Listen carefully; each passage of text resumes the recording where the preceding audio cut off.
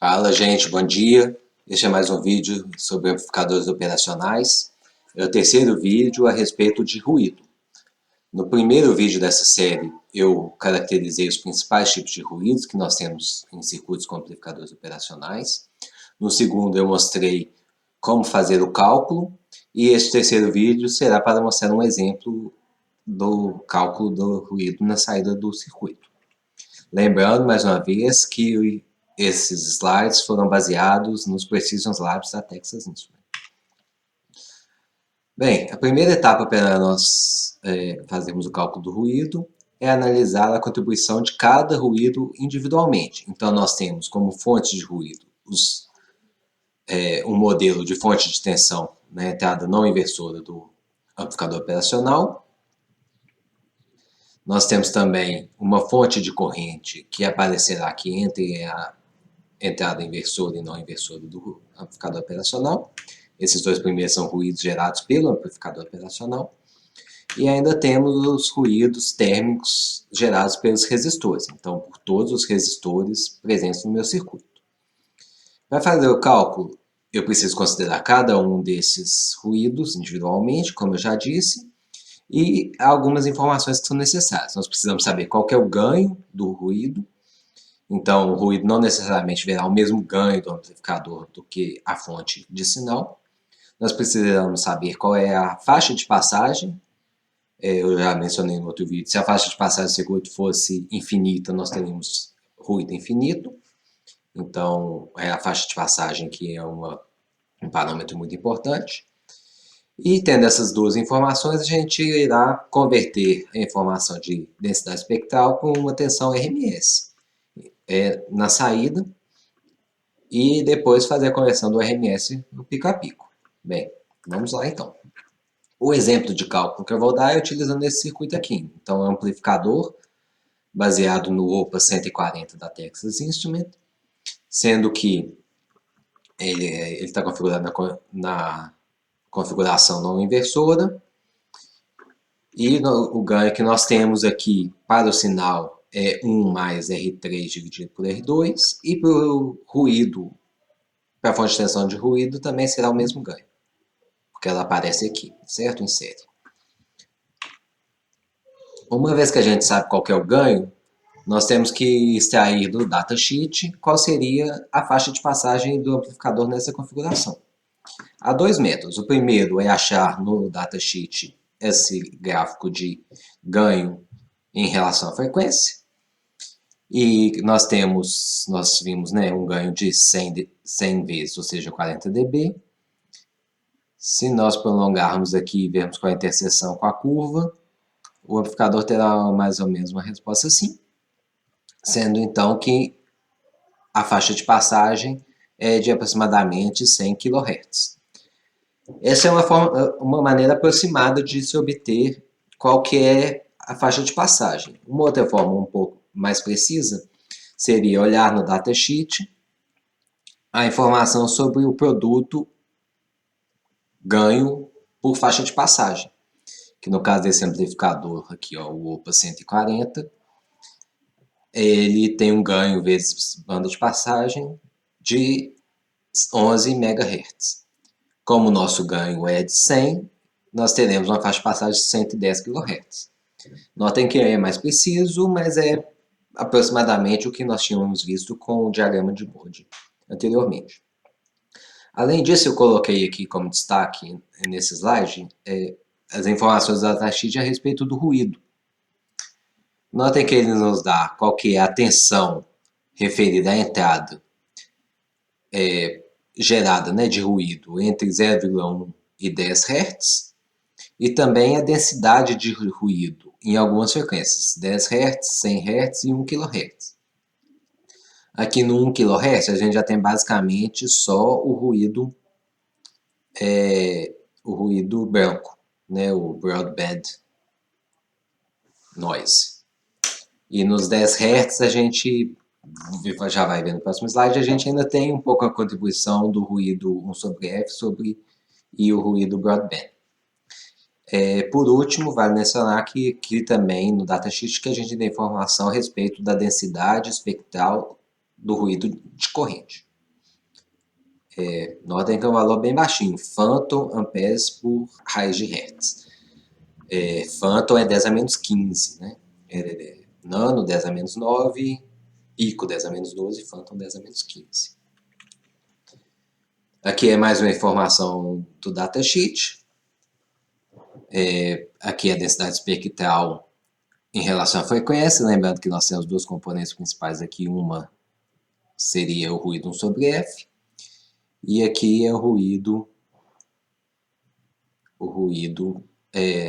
white noise, que ele tem um valor constante para toda a faixa de frequência. Bem, então vamos começar. O primeiro ruído que nós iremos calcular é o ruído branco. Eu preciso saber essa informação aqui de quanto que é a densidade espectral desse ruído, que é 1, né, nanovolts por raiz de hertz. 2, 3, 4, 5, então aproximadamente 5. E se nós olharmos aqui, o datasheet tem a informação mais precisa de 5,1.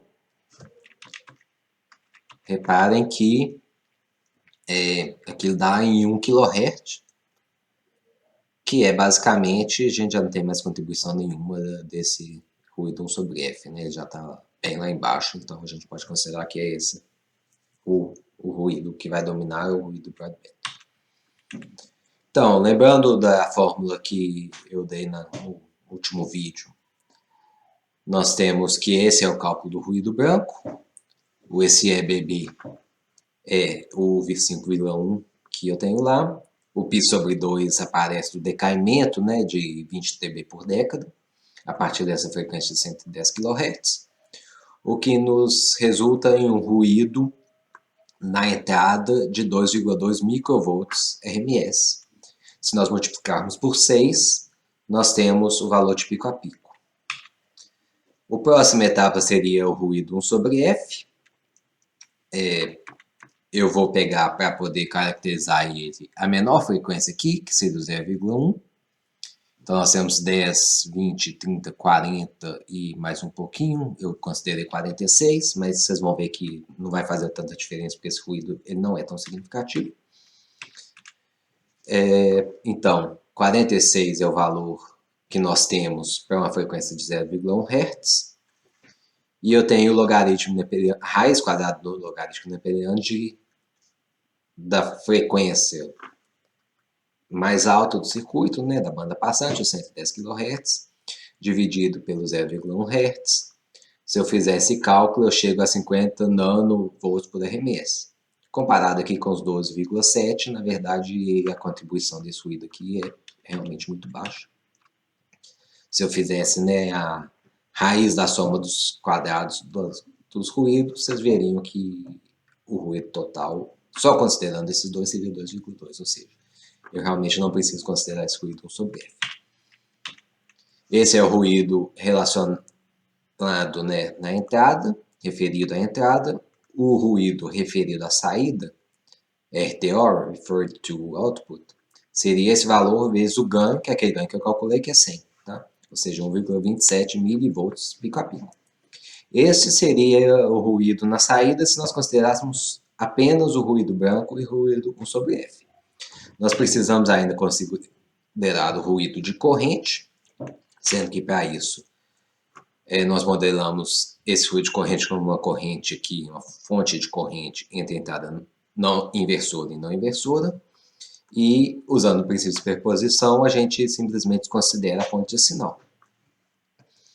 Então, esse cálculo é um pouco mais chatinho, eu vou fazer aqui. O primeiro ponto que eu vou considerar é qual seria essa tensão V+ aqui. Se eu considerar que essa corrente aqui está subindo, e a corrente I, eu tenho uma queda de tensão aqui nesse resistor, que será, que eu vou chamar de V1, que vai ser igual a menos I vezes o R1.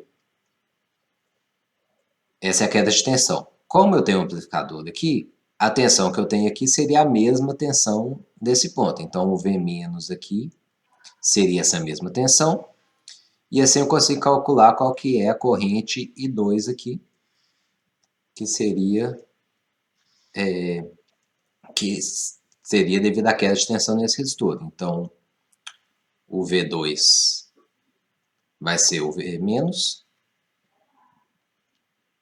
que é igual a I2 vezes R2, desculpa.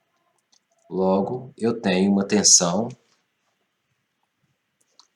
eu tenho uma corrente I2, é igual ao V menos, que é menos 1 sobre 1,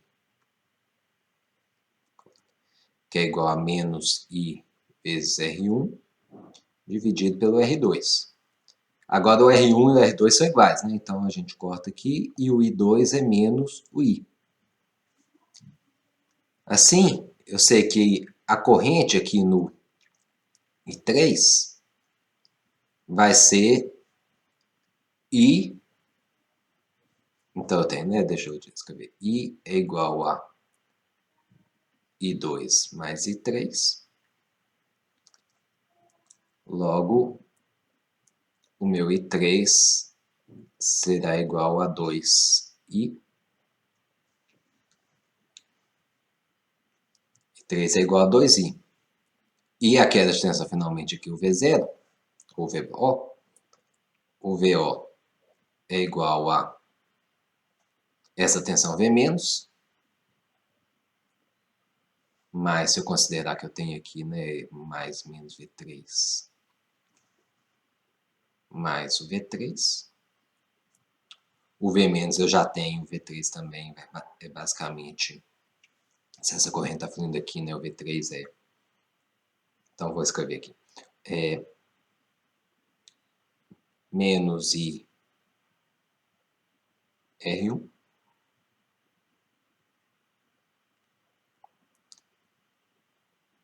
mais R3 vezes o menos I3. Logo eu vou ter que o V0 é R1 mais 2 R3 vezes o I. Eu tenho menos aqui, mas na verdade não vai fazer diferença, mas vamos deixar aqui no V0. Então essa é a equação para o V0 devido à contribuição da corrente. Eu já passei aqui, né, a equação, então o RI0 da corrente é 2R3 mais R1 vezes o I.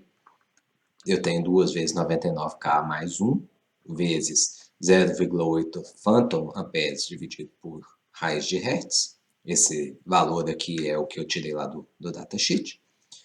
Então eu chego numa densidade espectral de tensão na saída devido a essa fonte de ruído, né, a corrente, de 159 picovolts por raiz de Hertz.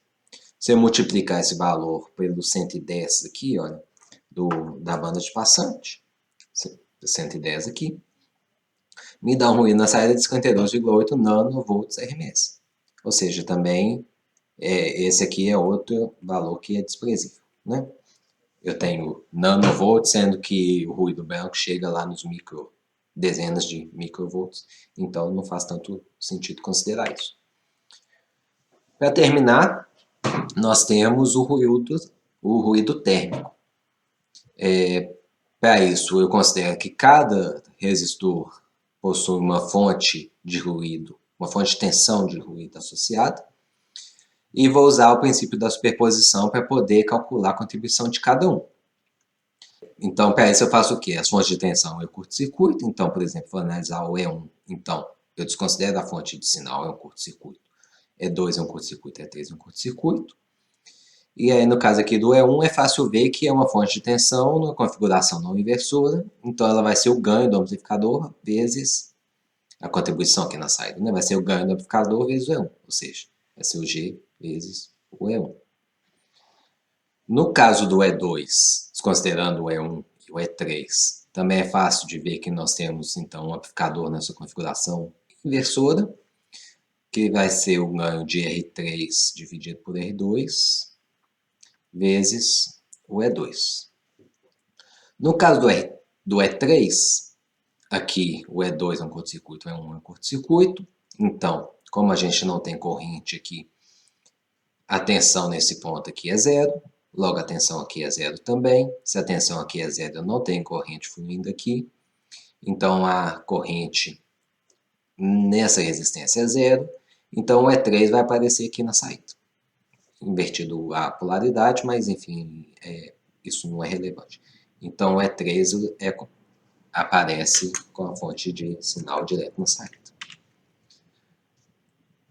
Relembrando qual que é a equação do ruído térmico, é raiz de 4 vezes a constante de Boltzmann vezes a temperatura em Kelvin, essa temperatura aqui é em Kelvin, vezes a resistência vezes a banda passante do circuito.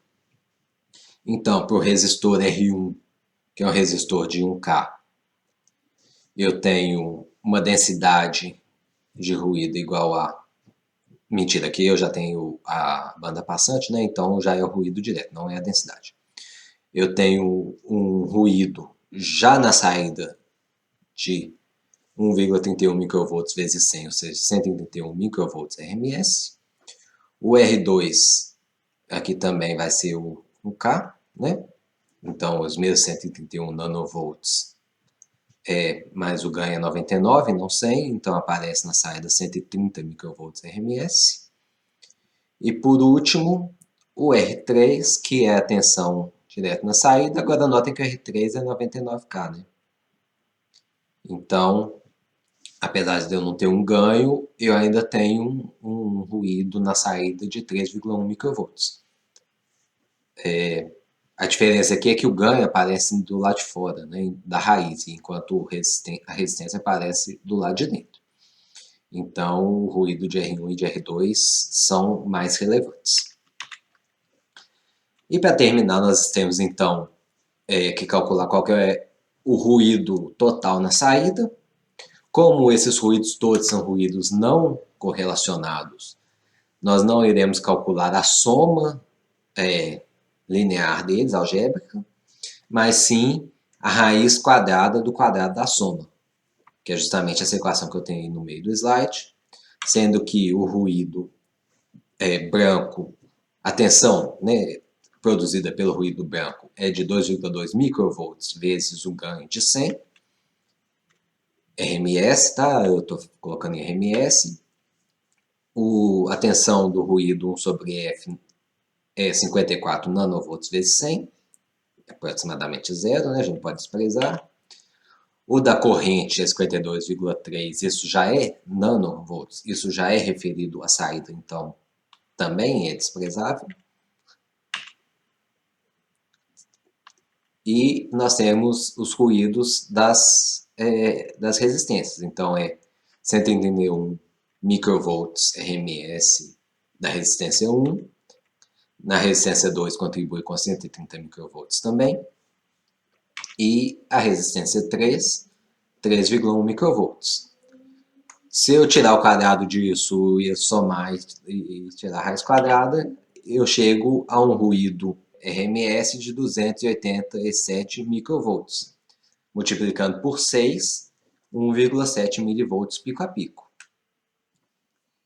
E para terminar fica a questão, esse 1,7 milivolts é muito ou é pouco? Tá bom ou não tá? Para tentar responder, vamos considerar, por exemplo, que a saída desse amplificador é conectado à entrada de um ADC, de um conversor analógico digital. Os conversores analógicos digitais, eles possuem uma tensão de referência entre 3,3, 2,5, 1,8 volts, algo assim. Então, o fundo de escala deles é essa tensão de referência dividido pela resolução. Valores típicos de resolução de ADC seriam 12 bits ou 16 bits, por exemplo. A resolução de um ADC de 12 bits, que tem 3 volts como referência, ou seja, 3 dividido por 2 elevado a 12, nos daria uma resolução de 732 microvolts, ou 0,7 milivolts. Esse ruído aqui já está me roubando quase 2 bits da saída, ou da resolução do ADC. Já não está tão bom, mas digamos que a gente pode tolerar isso. Se o nosso ADC tiver uma resolução de 16 bits, então seria os mesmos 3 volts dividido por 2, só que elevado a 16. O que nos dá uma resolução de, aqui eu tenho milha, né, de 45 microvolts. O que com um ruído de 1,7 milivolts torna-se totalmente dinheiro jogado fora. A gente está pagando por um ADC mais caro, mais preciso de 16 bits, e está jogando esses bits todos de resolução adicional fora por causa do ruído. Então, seria preciso tomar mais cuidado na escolha do amplificador operacional e no desenho do circuito. Tá bom, gente? Espero que tenha ficado claro, que esse vídeo seja útil para vocês. Até a próxima.